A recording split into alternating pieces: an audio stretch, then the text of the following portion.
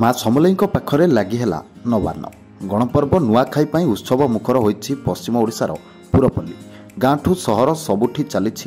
नुआखाईर प्रस्तुति। सेपरी पाटनागढ़ थिबा माँ समलेश्वरी पाटणेश्वरी और बलदेव जी निकट में नवान्न लगी कर आज पूर्वाह्न 10:30 रु 11:55 मध्य अधिष्ठात्री माँ समलेश्वरी पाखरे नवान्न लगी कर पाटनागढ़ आठवणी समलेश्वरी मंदिर राजपुर आमर नवान्न पर्वटा बड़ पर्व यहाँ समस्ते आमर पश्चिम अंचल जितके लोक अच्छा जितके बासिंदा से पर्व का या भाद्र मास शुक्ल पक्ष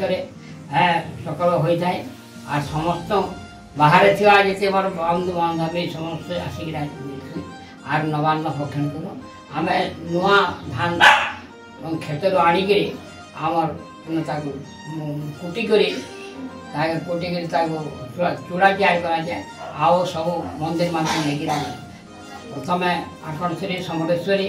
आ बड़देव ठाकुर ब्रह्मपुर बड़देव ठाकुर मंदिर नुआ पहला लगा जाए लगे सारापर पार्श्व देवता जेनता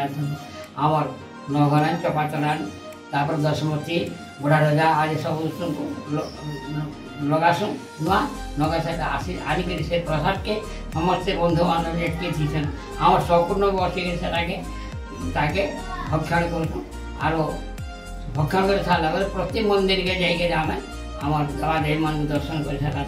मोर आम जितके परिवार बड़ लोक थे सम्मान देस